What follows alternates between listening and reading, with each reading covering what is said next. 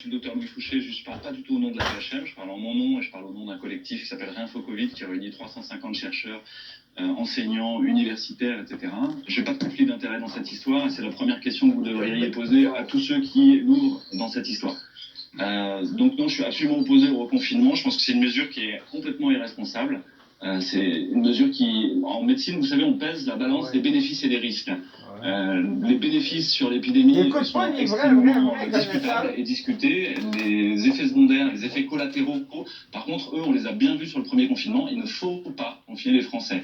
Mais par contre, il faut proposer des mesures alternatives. J'entendais les gens que vous interviewez qui ont peut-être quelques idées sur la question. Mais effectivement, on est en tension, il y a une épidémie, il se passe quelque chose, il ne se passe pas rien, et donc il faut dire qu'il se passe quelque chose. Mais la réalité, c'est qu'il faut donner de l'argent à l'hôpital public. On a eu moins 69 000 lits en 15 ans sur les hôpitaux publics. Il faut donner de l'argent aux réanimations pour qu'on ait du matériel, des soignants, et ce qu'il faut pour soigner correctement les gens. Puis ensuite, il faut remettre de l'intelligibilité sur cette épidémie. La réalité, c'est que ça touche, les formes graves touchent des gens qu'on connaît, on sait qui ça touche. Et donc, il faut faire des mesures ciblées sur ces gens-là et arrêter d'emmerder les Français.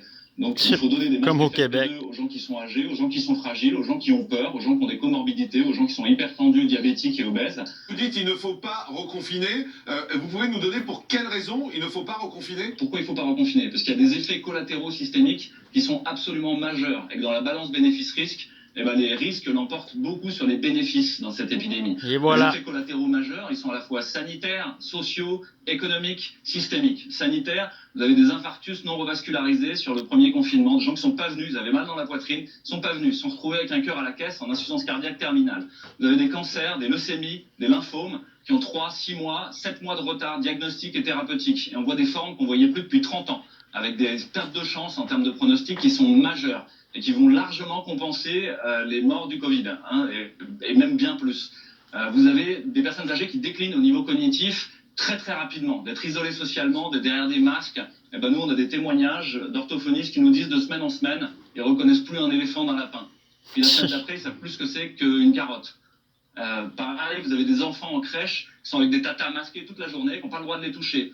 Ben, relisez Cyrulnik et les orphelinats de Roumanie, ben, c'est ce qu'on est en train de faire à nos enfants. Ils n'arrivent plus à apprendre à parler, ils n'arrivent plus à associer les phonèmes avec l'articulé avec les émotions. On est en train de devenir fou. La réalité, c'est qu'on est devenu fou. Masquez-les, nos enfants.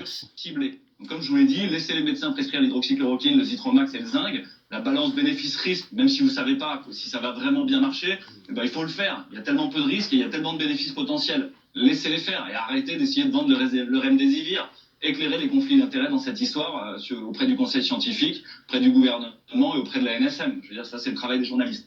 Et puis, masquer les personnes à risque, comme je vous l'ai dit, avec des FFP2, ça sert à rien de leur faire croire que le masque de papier va les sauver. C'est juste pas vrai, quoi. C'est une imposture et encore plus.